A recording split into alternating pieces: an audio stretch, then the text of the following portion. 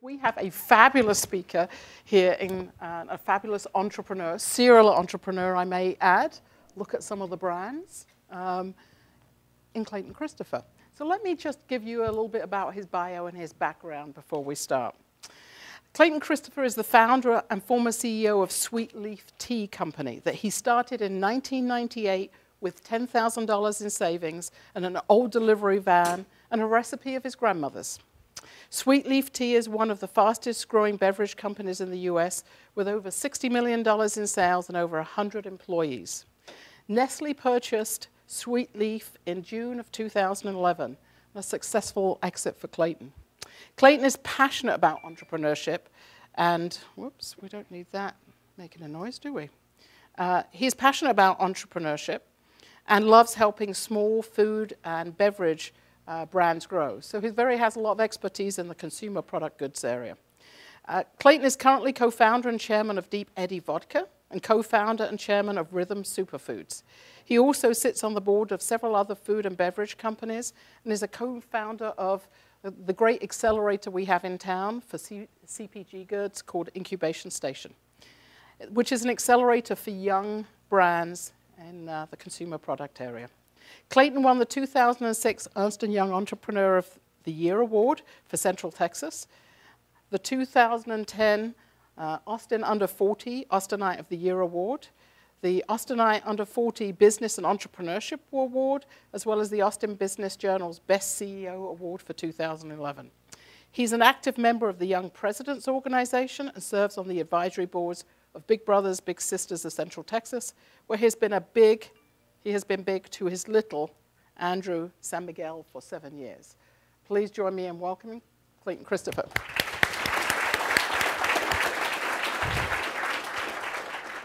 Clayton, tell us a little bit about your entrepreneurial endeavors from Deep Eddy onwards or Sweet Leaf Tea or whatever you did before that. Absolutely. Can y'all hear me okay?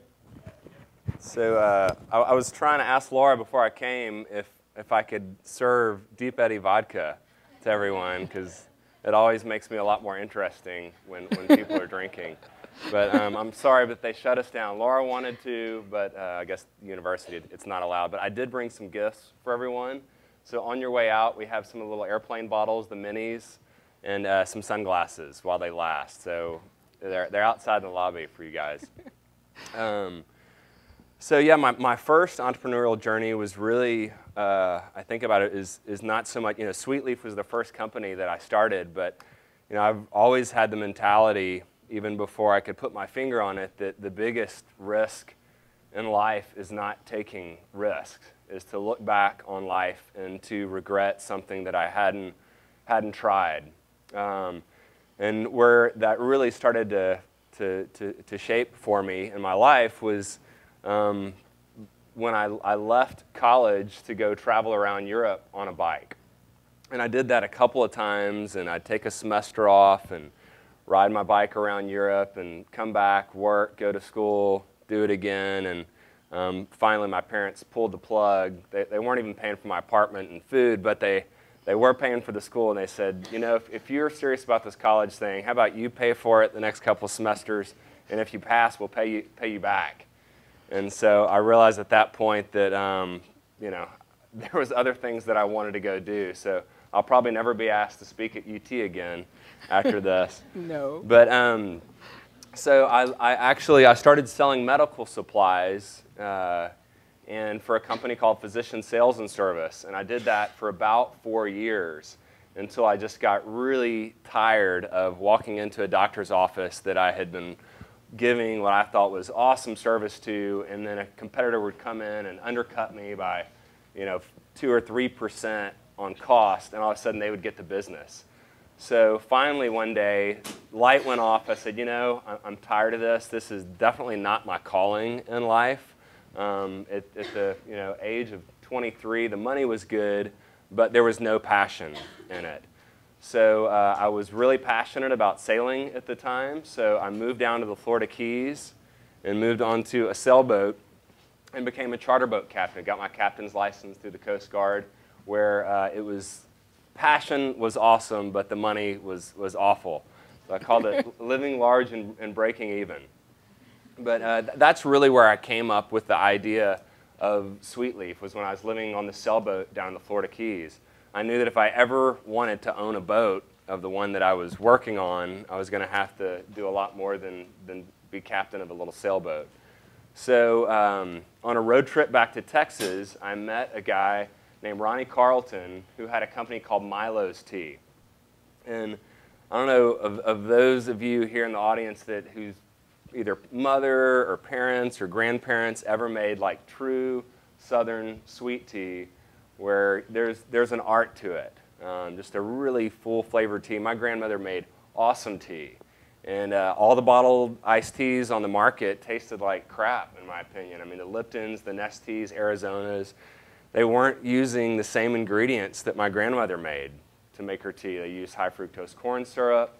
My grandmother didn't even know what that was. You know, they used tea solids, caramel coloring, tea flavoring. So I thought, how complicated could this be? And when I met this guy in Alabama that had a company called Milo's, his product was awesome. I tasted it. It was a perishable product, had to stay refrigerated, but it tasted like homemade iced tea, and it was in a bottle. And I thought, oh my God, there's nothing like this in Texas. I'm going to go back to Texas, corner the market. You know, this is going to be huge. So moved back to Texas with all $10,000 of my savings, and you know, which is not a lot of money to start a manufacturing, sales, marketing, and distribution company. So I bought a van that got about 300,000 miles on it. It seemed like it was broken down half the time, and my Honda Civic was my backup delivery vehicle. Bought some crawfish pots to brew the tea in, and my first filler was garden hoses, 2 garden hoses that I got at the Ace Hardware store. So it was an extremely low-budget operation. We call that capital efficient today. Yeah, resource constrained. Resource constrained. Which is actually one of the biggest blessings that ever had happened to me, is starting with no money. Because as we got more money and as we raised capital, it just really taught me to be a lot more resourceful and to pinch every single penny as though it were my last. Money was always an issue in the early days. It seemed like we were that close to going out of business at least a couple of dozen times. But the biggest thing that we had going for us was truly, it was an amazing product. I mean, Sweetleaf tasted significantly better than any other bottled iced tea on the market. So the packaging was awful, the business model was awful. We had it literally as a perishable product, had a 2-week shelf life. And we're going up against Snapple, Lipton, Arizona. They own all the shelf space. They've got people in there merchandising the stores on a daily basis. So truly, it's probably the most competitive category in the grocery store. So it's a good thing I didn't know that before I started, or I probably would have been a lot more fearful than I already was. But what we had going for us was the quality of the product. We were never going to be the low-cost provider. You know, we never had those efficiencies, those economies of scale in the early days. But we had a high-quality product. So I tasted teas from all over the world and came up with a blend of tea leaves that I felt like really made the best-tasting bottled iced tea on the market. And that's something that I was not going to compromise on, and we never compromised as we grew at Sweetleaf. We never compromised on the quality of the product. We could have saved a lot of money along the way, cutting some of those corners, but I knew that was our biggest competitive advantage, was the quality of the product. So even though we had this ugly packaging, I mean, literally I'd drive down to this water bottling facility that made bottled water in Beaumont, and they would weigh out by the pound the bottles. They'd put them in these garbage sacks, and I'd come down there with like 50, 75 bucks. And they'd weigh them out, a few of them, I'd put them in the back of the van and drive back, and that would be my production like for the next 3 or 4 days. I'd go make a little bit more money. I mean, literally, I was living off of, it was probably less than $10,000 a year. I mean, I had this apartment that was in a really shady place in Beaumont. Lucky I didn't get robbed or killed. And ramen noodles, you know, really cheap beer. I hate cheap beer. I never want to drink it again, but because I drank so much of it back then. But it was truly, you know, just getting by on as little as possible. It was all the typical stories you hear of struggling startups. I kept a sleeping bag and a toothbrush at at the little warehouse where we produced, because it took me about 15 minutes to drive home to my apartment. It took me about 15 minutes to drive back, and that was an extra 30 minutes of sleep that I could get. And it was, sometimes work till 2, 3 o'clock in the morning. Drivers would start showing up at 5 o'clock in the morning, so I had to have those trucks loaded by 4:30, 4:45. So it was not the good old days when I look back on it. And truth be told, there was numerous times that if I could have walked away from that business and just thrown the keys in, I would have.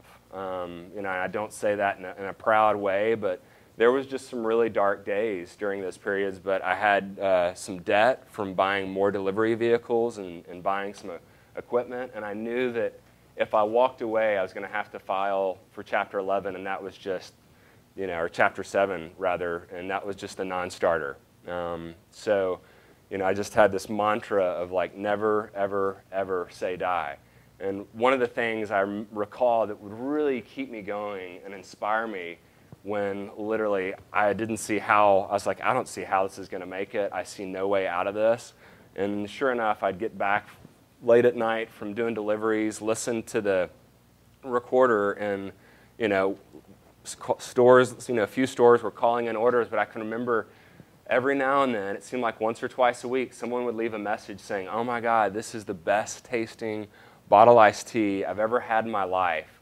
And like, this tastes just like my grandmother used to make," or "this reminds me of," and like that, sometimes that is, I would play those messages back sometimes like again and again, just to say like, there's got to be a way that this is going to work if there's people that are this passionate to call in and leave these sort of messages. So,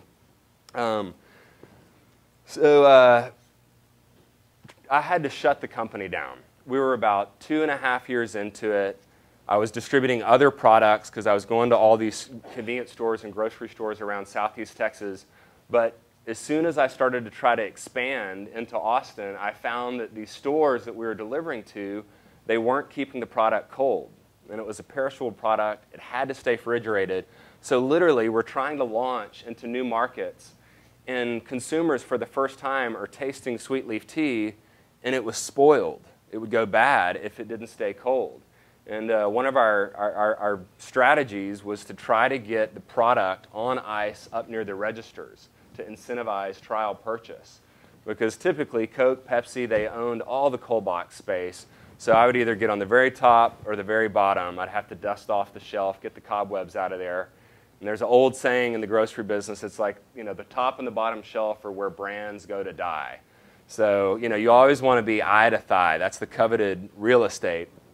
So I can remember, they'd go beg these stores for some shelf placement. They'd put me on the bottom shelf. I'd come back a week later, a bottle had sold. Come back 2 weeks later, 2 or 3 bottles had sold, and I'd have to throw away the rest of the product because it only had a 2-week shelf life on it at the time.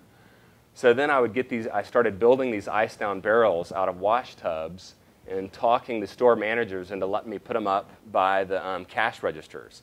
And that started to incentivize these trial purchases. And once people would taste it, typically they would come back again and again because it was so much better. So literally every weekend, I was doing demos, passing out samples at events, inside the stores, anything I could do to get people to taste the product, since that was really our big advantage.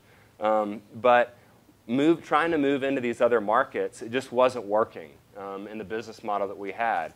I see a lot of entrepreneurs out there that latch on to these big ideas, and oftentimes their egos will get so caught up in the idea that they're not willing to kill the idea and change.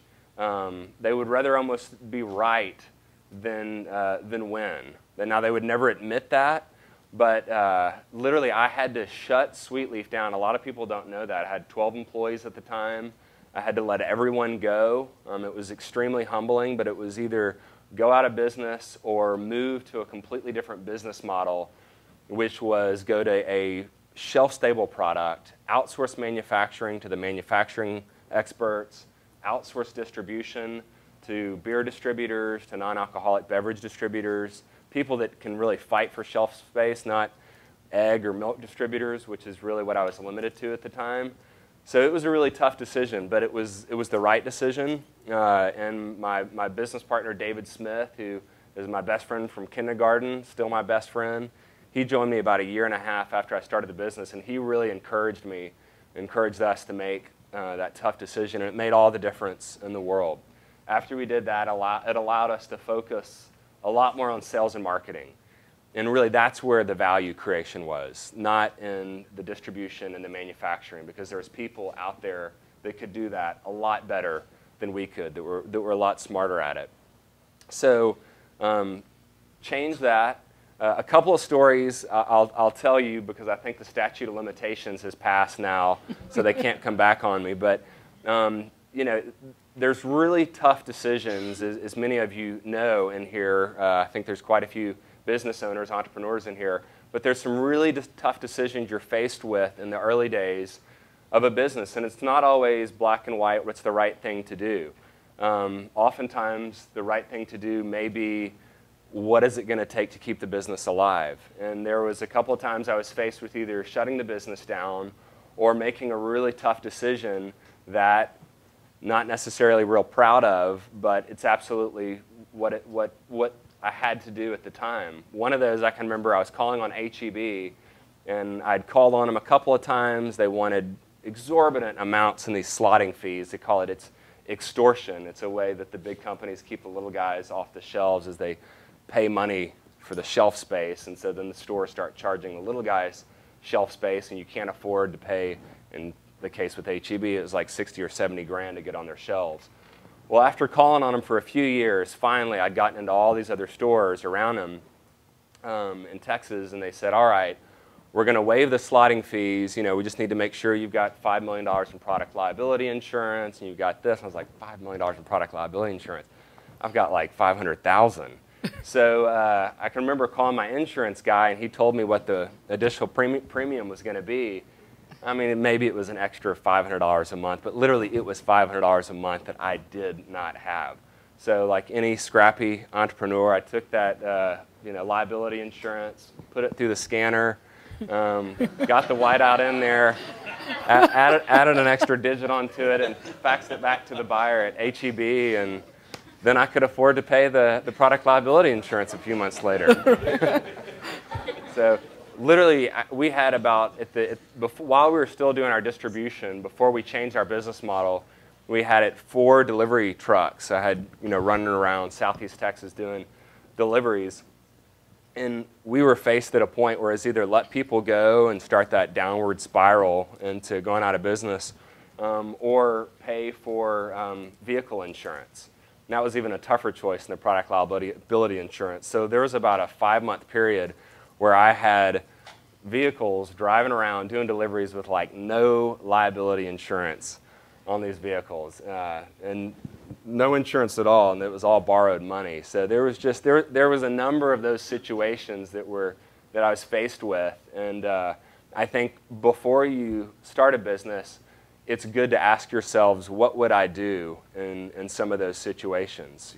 It gets to be a great decision. Now I look at the jobs that were created at Sweetleaf. I look at how much we were able to give back to nonprofits along the way, the wealth that was created, and a lot of young people there that took a big risk and joined us, and especially experienced people as we started to really scale.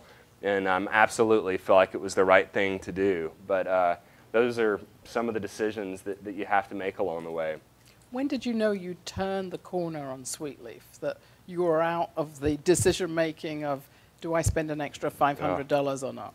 When did that happen? When Nestle wired the money over into our account.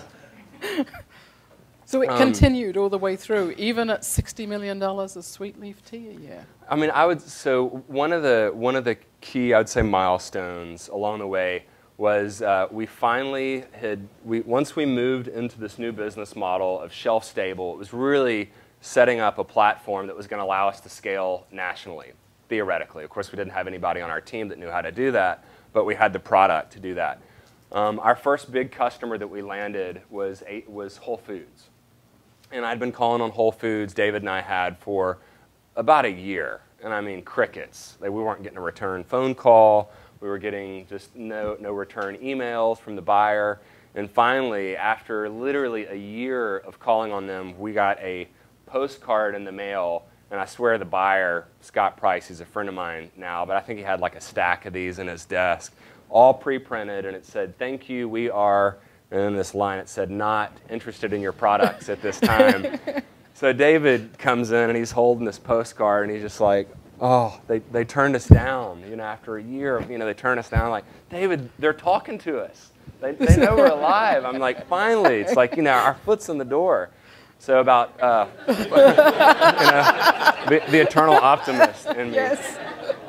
A very entrepreneurial trait. Yeah.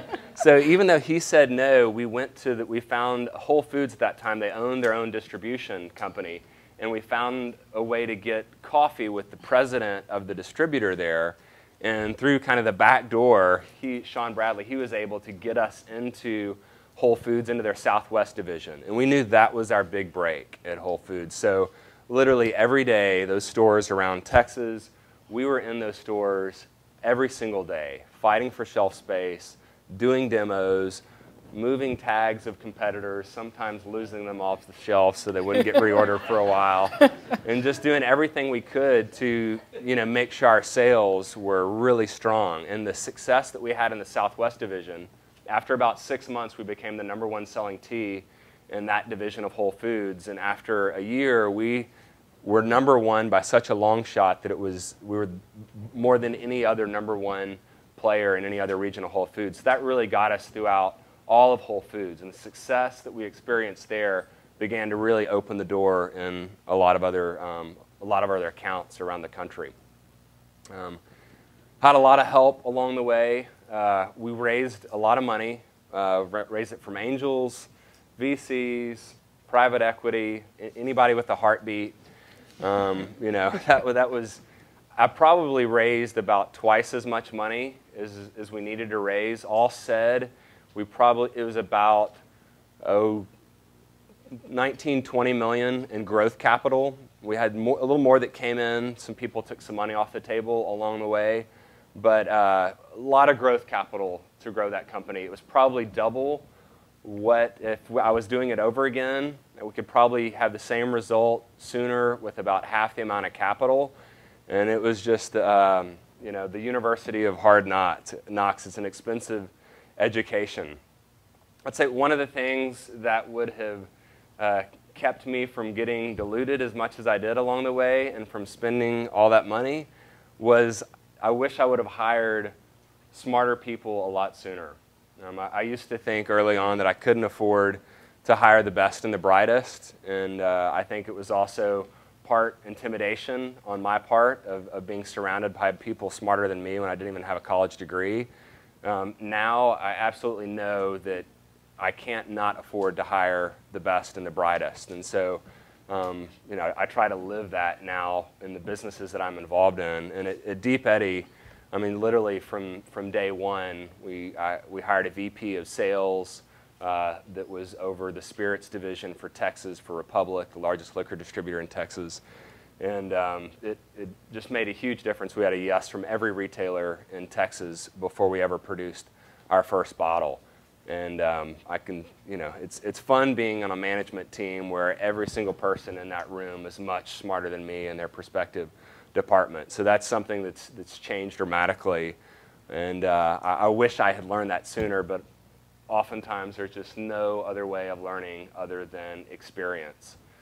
So I say I don't regret a lot of the mistakes that were made at Sweet Leaf. They're absolutely necessary. I could have sped a lot of time up had I not gone into manufacturing and not gone into distribution, but outsourced those right out of the gate. But the lessons that I learned in having to manufacture our process and get more automated to inline filler, to rotary fillers, automated cappers away from my little Black & Decker drill that would kill my back at night from having to hold this thing up and put caps on. There was all those little lessons along the way that helped me understand when I walked into a large co-packing facility on the East Coast or West Coast to negotiate a contract. I knew what it was like to sit in those people's shoes. I knew what it was like to capture efficiencies with volume, and I really felt more like a partner with them than an adversary. So it was a lot easier for me to sit on the same side of the table and say, let's look at how we're producing our product with you. What can we do in order to help you guys be more efficiently? Can we do larger runs? Can we produce, and we'll load up on inventory on days when you're not as busy and seasons when you're not as busy. And the same thing with distributors too. I'd driven a truck. I'd worked with trying to get product through the back door. Some of these people at the back doors of grocery stores can just be jerks. They're on huge power trips most of the time. And so few brands know that because they never have to deal with distribution or working with those people on a store level. So that was highly valuable when working with these distributors and just being able to stand in their shoes. So even though we all would have made a lot more money along the way had I not had to have those hard lessons, they were absolutely necessary. You said earlier that the business model you chose initially didn't work, and you changed that business model. Does that still apply to Deep Eddy today and the lessons learned from there? Absolutely. Deep Eddy is just over 3 years old. I started Deep Eddy with Chad Aller, my business partner, and really it was largely what I saw when I started Sweet Leaf. There was these sweet tea vodkas on the market, and Firefly, Jeremiah Weed. I love sweet tea vodka. We used to mix Sweet Leaf with vodka for years. And so you just built a company to have more of it. Exactly. I just, I figured if I liked it, other people would too. And I started seeing these sweet tea vodkas. And as soon as I tasted them, I was like, oh my God, they're using high fructose corn syrup, caramel color. This isn't real tea. Let's use a whole leaf Indonesian tea. Let's use local honey. We use Good Flow honey. And so we did it totally backwards. Typically, companies that go into the vodka category, they start with the straight vodka and they expand their portfolio sometimes, if they're going to go into a flavored vodka. We started off with an infused/flavored vodka right out of the gates. So in some ways, we kind of bet everything on this product. Now, we're already the #1 selling sweet tea vodka in 6 of the 30 states that we're in. So we're out selling Diageo's, Jeremiah Weed, we're out selling Sazerac's Firefly. So we're going up against these multi-billion-dollar companies, and we're winning in our markets through lots of concentration. But we didn't hang our hat on this. Within our goal, we said we're going to make sure that we take a very narrow and deep approach versus wide and shallow. And that was something that I learned at Sweet Leaf the hard way, that we wasted a lot of money from trying to grow too fast. And our goal at Deep Eddy is we said we're not going to go outside of Texas until we become #1 in this category. Because if we can't be #1 in our own backyard, we're never going to be #1 or #2 in any other markets. And we knew this was going to be the warmest reception for us. So after 14 months, we moved into the #1 position in Texas. Then we began to move into some other states. But shortly after that, we weren't even thinking about launching a straight vodka. I mean, when we first started the company, we just thought, sweet tea vodka, it's a $300 million category. Not that big of a category, but relevant. But it's growing fast. Well, the category started flattening out, and we changed. We said we've got a really strong brand that people love. We're doing it differently in terms of the quality of ingredients.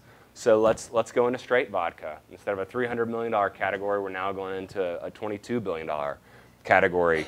And we didn't stop there. We went into the Ruby Red as our newest product, and now the Ruby Red, even though tea is still growing, it's doing great for us. So the straight vodka outsells the tea. The Ruby Red has just been a runaway success, and it's our #1 product. So even though I'd had no idea that we would even go into a straight vodka when we started, I'm now of the mindset that it's like you never know, what's going to take you to the top of the mountain. I think it's just staying opportunistic and yet strategic at the same time, and keeping your mind open to opportunities. But both your products you've talked about in terms of quality of product and high quality over cheap or bad ingredients or not as good ingredients.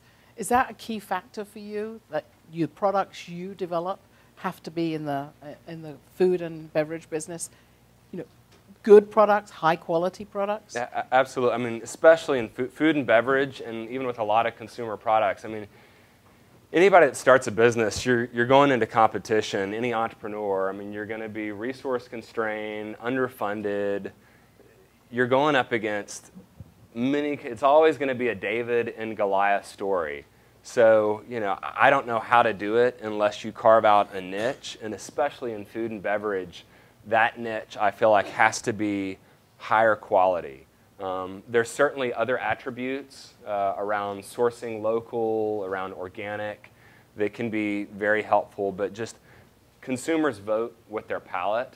The Cokes, the Nestle's, the Krafts, the Pepsis of the world, they tend to focus more on efficiencies, on economy of scale, on really, really big ideas. They tend to not do a great job at focusing on an artisan approach. Now, a lot of these companies that are started with this artisan inspiration end up getting gobbled up by the big guys once they really carve a place out in the marketplace. But I think that we're never going to be the low-cost provider as a startup, in food and beverage especially. So you have to have higher quality. You have to give consumers a reason why they're willing to pay more for these products. And the way that the big guys look at it, the way, and I've been in these sessions with Nestle, is they'll do these consumer focus groups, and they'll let consumers taste several products, and then if there's a higher quality product that's higher priced, they have them rank almost on literally a percentage basis, how much better do they think this product tastes? How much higher quality do they think that it looks? And depending on how that scores, is it 5% better in taste? Is it 10% better?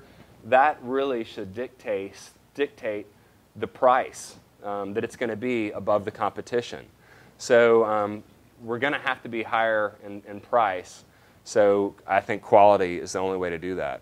I'm going to ask you one question, and then while I ask this question, and Clayton answers, I'm going to ask you all that if you have questions, would you just go to the mic so you can be ready to ask those questions? My question to you, though, in all the things you do, you've talked along the way about different people and quality of people and learning to get people that are really good in their field. How do you find those people?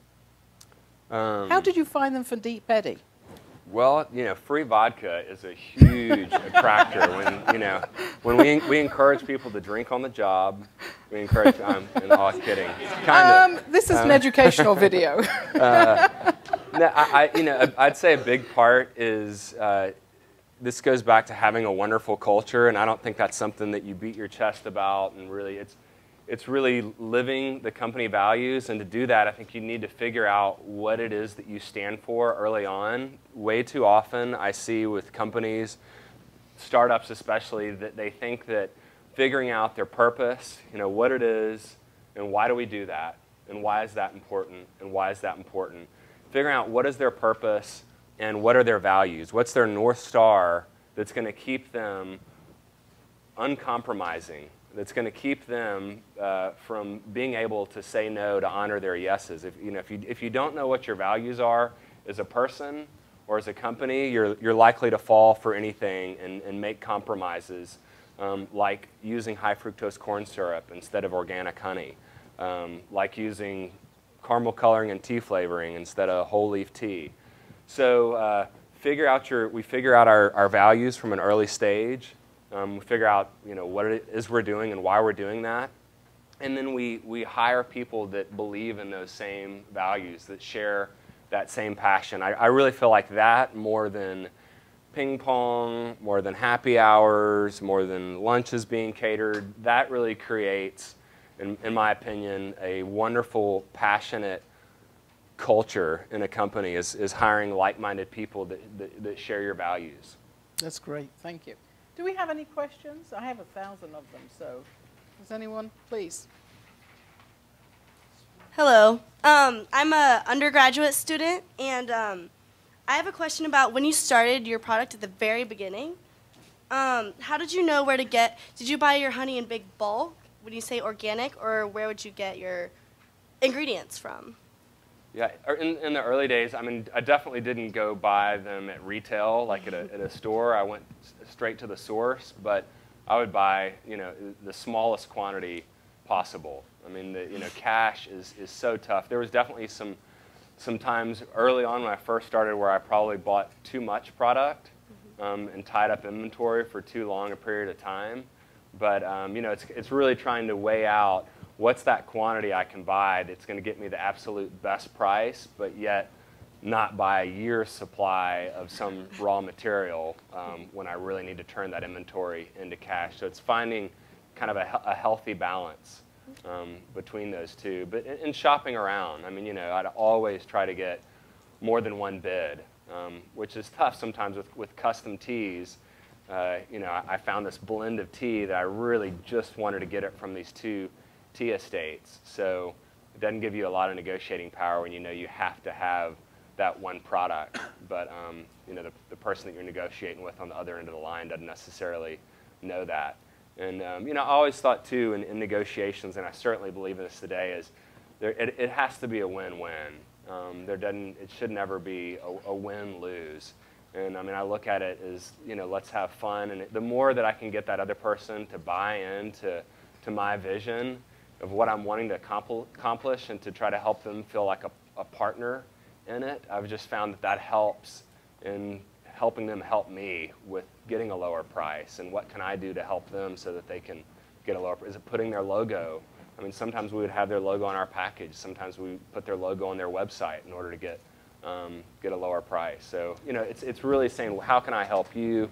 Here's what I need from you. So let's work together on it. That's Okay, fabulous. thank you. I'm going to go to this lady over here and then back to this microphone. All right. Thank you for coming, Mr. Christopher. I just want to say that. When starting each company, do you have a formulaic approach to it after starting your first company and knowing what's wrong? Or is it still like an organic process where you go through different steps and figure out what you should do better as you go on? Or do you already know from the beginning, from now on, this is a good way to go to do things? That's a great question. I almost feel like there's a blend between organic, like my gut is calling out this product needs to be on the market because there's an opportunity here and there's an amazing reason for being, like it needs to come to life. It's like some baby kicking to get out. But then there's the formulaic, what's the size of the category? Is the category growing? Or the trend. If the category is growing, it's a lot easier for the company to grow than if it's flat and you're just trying to steal share from competitors. Is my product unique? So there's definitely some questions that have to be answered. Can this really scale and be big enough? And do I have line of sight for this to be big enough for it to be relevant on a national level?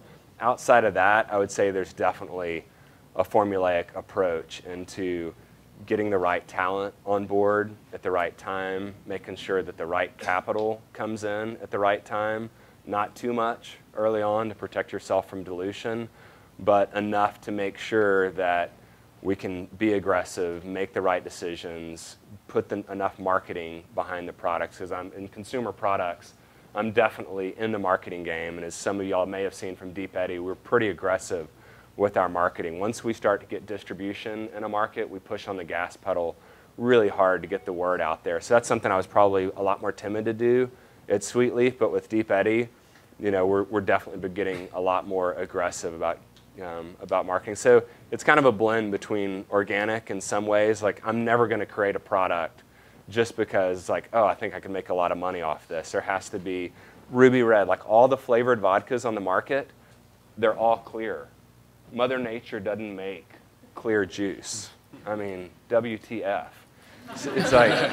It's because it's all artificial flavoring. Right. I mean, are you kidding me? Like if using natural flavoring tastes better, it's better for you. Using real juice tastes better, it's better for you. Yeah, it's a little more expensive, but there's several other grapefruit flavored vodkas. There's several other sweet tea vodkas on the market. Taste them compared to this, and yeah, this is my advertising pitch, whatever, but literally, if I wasn't going to be drinking it myself, there's no way that I would want to get behind it and launch a business. So I feel like that's kind of the organic, authentic piece, but after that, I try to get smart people and have a proven methodology and delegate, hire smart people and let them do what they do best. And in fact, you've done that recently by stepping down from Deep Eddy's CEO-ship and bringing someone else in. Yes, that's something I probably never would have done at Sweet Leaf because I was just so scared of,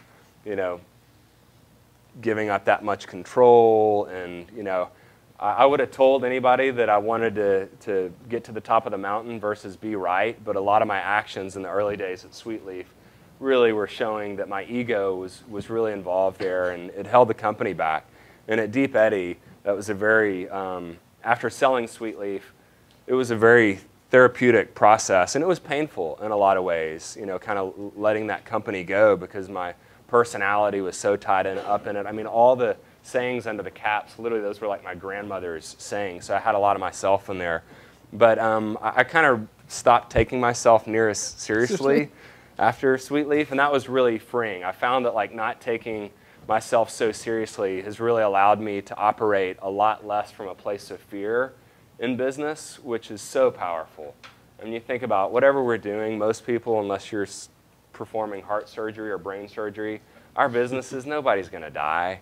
You know, if we don't sell enough Deep Eddy vodka or enough Sweet Leaf tea. So I've just, you know, I don't know, people may have heard this analogy, but like the samurai, one of the reasons why the samurais were such fierce warriors is because they accepted before they went into battle that they were going to die. And you think about how powerful that is. If you truly knew that you're going to die before you go into battle, and you can remove that fear, and all of a sudden you can make decisions really clearly. I mean, at Deep Eddy, if we go out of business tomorrow, which absolutely isn't going to happen, the business is on fire, but if we went out of business tomorrow, big deal. You know, I'm not going to be living on the streets. None of our employees are going to be living on the streets.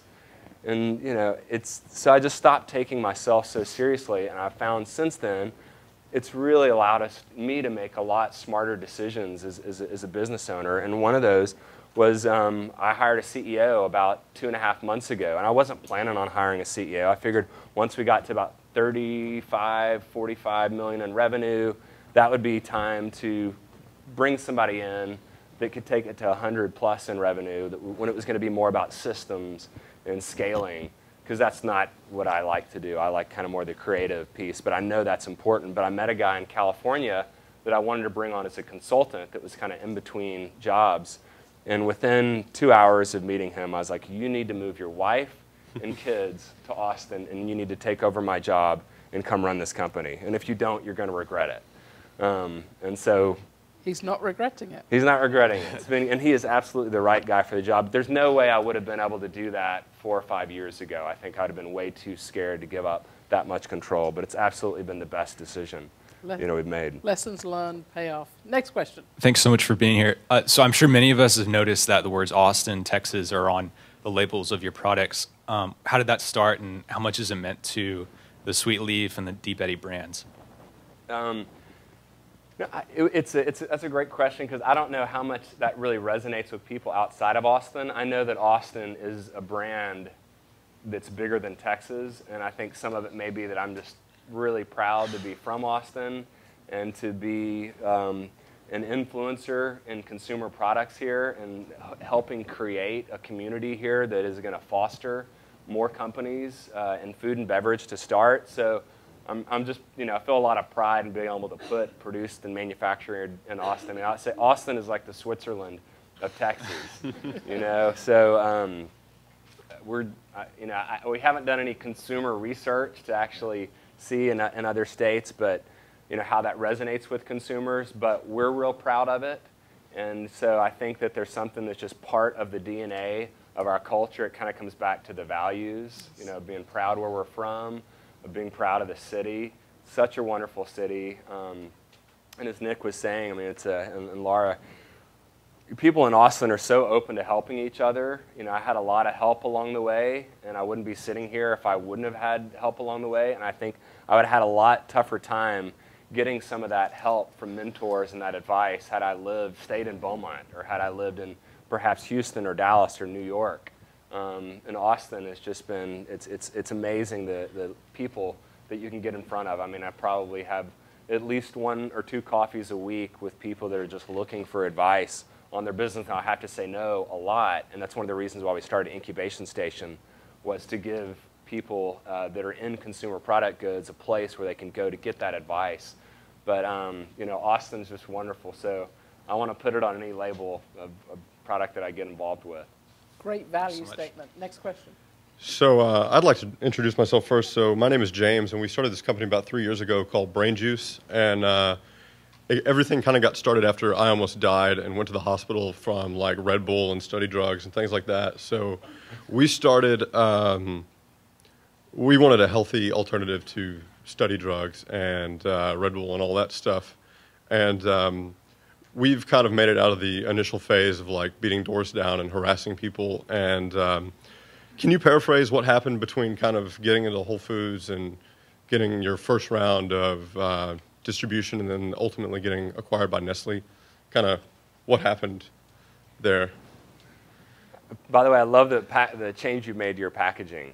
I had it when it was in its the first stage, the initial, and then the new one. So it's getting better too. We're trying to move some weight to get a new that's package awesome. in. Well, I love to see you can't ever be married. I always think of packaging as like it's evolution. You know, we've made 5 changes to the packaging at Deep Eddy, and we've been in business for just over 3 years. So it's like continual evolution. It's the continual pursuit of perfection. You know, just kind of taking that mindset to the business. So glad to see you do that. But I mean, if I had to put it on an elevator pitch, is raising lots of money and hiring experts that had the Rolodex that could get us in front of the Walgreens, the CVS's, the Targets, the Publix's, the Safeways, the Albertsons, because we didn't know how to present to those companies very well. And there's plenty of people out there that if you can afford to hire them and you can attract them, they've got relationships with those buyers.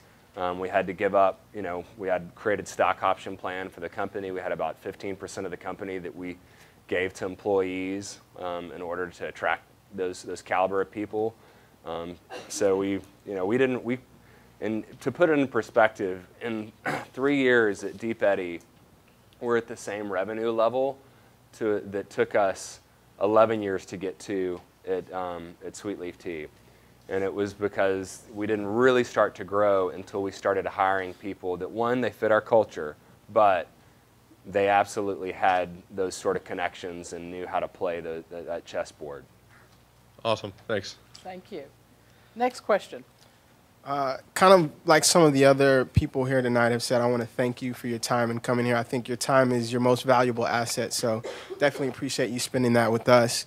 One thing that struck me from the entire time you've been talking is just your humility and the way that you see yourself very objectively. And I'd like to know about, you've also spoken about hiring really smart and really talented and experienced people.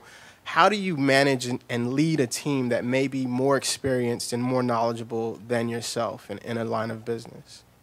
Great question. You know, you have to have a vision. You know, I think it starts at the very top. You have to have an absolute vision for where you see the company going, for what its potential is, and some sort of plausible, well thought out, yet mendable roadmap on how to get there. And then you get those smart people that are experts in their field to believe in that vision, and then you partner with them on working through that path, and what are the milestones that we need to be hitting to get there, and how are we going to measure that in marketing? How are we going to measure it, and how do we decide when we're going to do consumer marketing versus just marketing inside the stores, where we can affect a sale versus when you start doing consumer marketing, the old adage, you're wasting half your money, you just don't know which half it is, because it's so tough to measure. But I think it's in each of these departments, it's figuring out how do they work together and making sure that the communication is really good between everyone. Even if you only have 3 employees, there's 3 of you, how are you communicating effectively? What are those goals? How are we measuring them? And that can look so intimidating. So it's like getting to the top of the mountain. But taking that next step is not that intimidating. It's so much more doable. So what is that? It seemed crazy to think. And when we started Deep Eddy, we had to become the #1 selling sweet tea vodka in Texas in this $325 million category, going against Diageo, $12 billion a year company, Sazerac, a couple of $2.5 billion a year in revenue. We're going to have to be #1 against their competitors that were the #1 and #2 in Texas before we ever set foot outside of there. We said, first, let's become #1 in Austin. Now let's become #1 in Texas. Now we put money against that, but then it became a lot more manageable. And now we're we're outselling Absolute. We're the #1 selling flavored vodka in Texas. Ruby Red is, which is pretty phenomenal, having only launched it in April of this past year. So, you know, we wouldn't have thought that big had we not first taken those steps. So I think it's getting people to buy into your vision and continually checking in with that vision. You know, but you got to believe in it. Buying into the vision, getting the right people, communicating, and everyone knowing what is expected of them. Absolutely. Having true? those goals, setting those goals and measuring those goals and That's great. checking in. Thank you. So, Thanks. Hi, Clayton. Thanks for talking to us tonight. I wondered if you'd talk a little bit more about your exit decision from Sweet Leaf, and what it felt like to hand over the reins, and maybe even did you feel a little sense of validation that you'd proven your product, your high-quality product, by selling it to a company that you described as being differently oriented? Yeah, it was a tough decision, but there was really two main driving points to that. One is, I think most entrepreneurs that start a brand, their dream is always to have ubiquity for that brand. I mean, in my mind, I was like, one of the big milestones for success, I was like, when I see a guy in a hard hat working on the streets of New York City, drinking a bottle of Sweet Leaf tea, like that is going to be success for me. You know, better tasting, better for you, organic bottled iced tea that is affordable for the masses.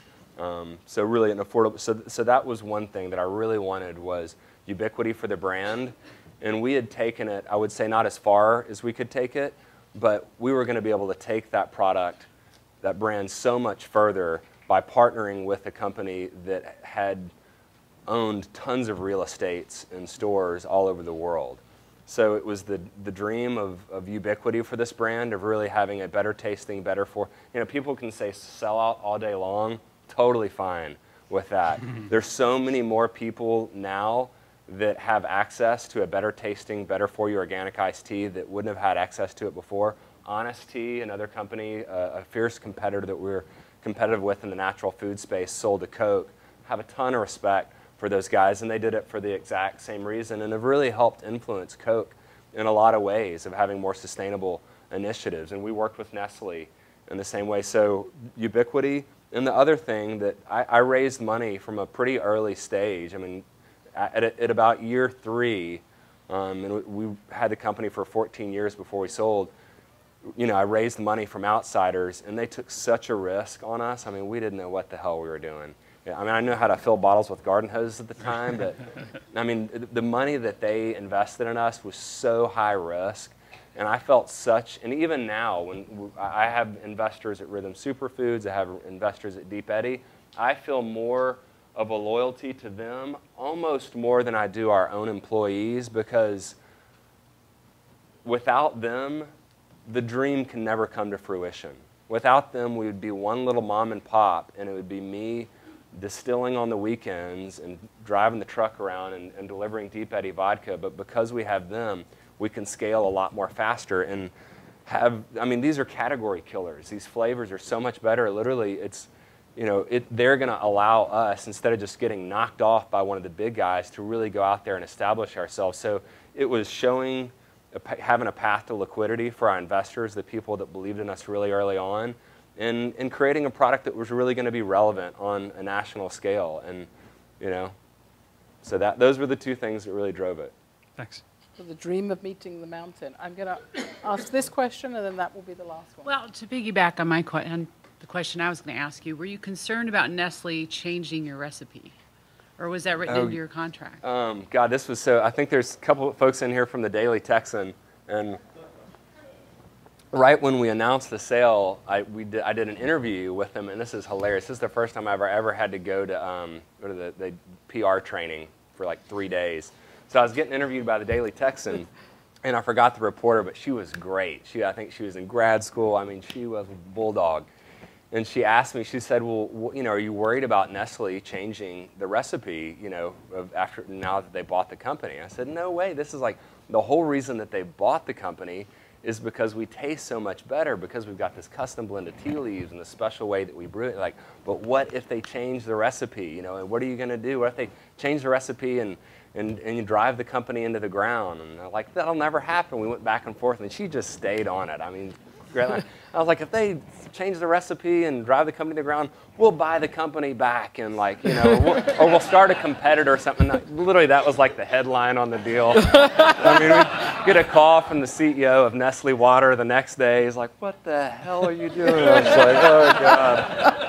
So, you know, I would say that, you know, that's when these companies are paying big money for a brand, you know, it's a huge risk for them to tinker with the recipe. You know, if that's really what, now they may try to lower prices through purchasing better, but in terms of actually changing a flavor profile or making it not organic or not fair trade if it is, that's huge risk because that's just, there's so much brand and product equity in that. You know, they're voting to not change with the dollars that they're investing in the company is my opinion. Okay.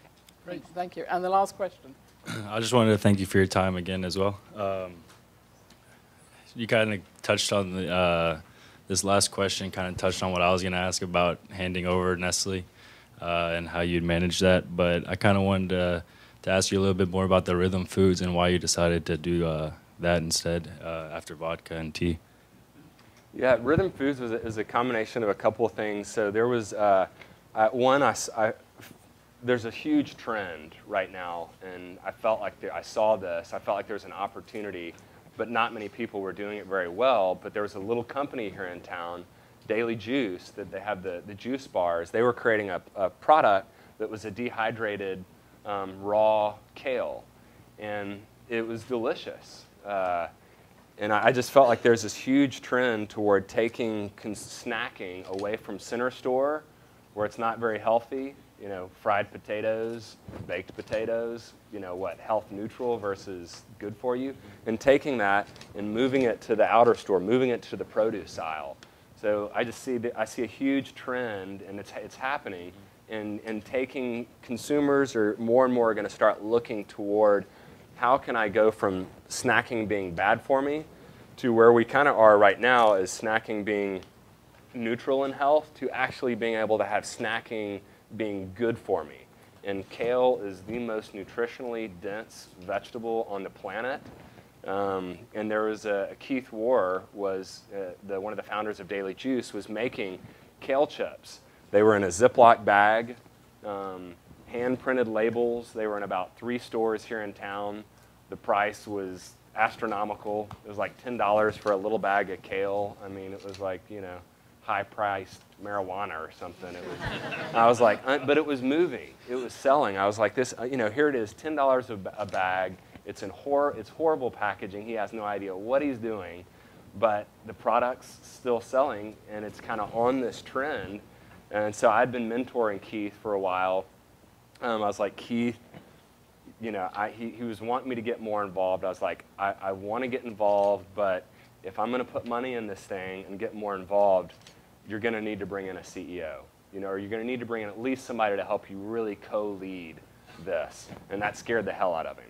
So I was like, I'll let you buy me lunch, you know, once a quarter, but I'm not putting any money in this thing until you're able to bring in that sort of partner, irregardless of how much I like the opportunity.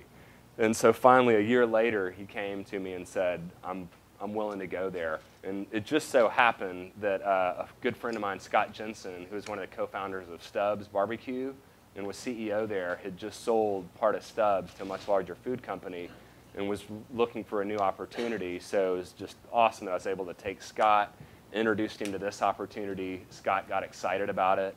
So Scott and I initially funded the company. Scott came in as CEO, and we changed the packaging, changed the name of the company, spun it out of Daily Juice, and then, you know, they were off to the races. We just launched a new line called Superfood Chips, which is went into Whole Foods nationally. So Keith's happy as could be. Company's growing really well. So it was really seeing a trend and just having an entrepreneur that was willing to help, you know, have someone helping grow the business and get out of the way of the business. Entrepreneurs have to be passionate.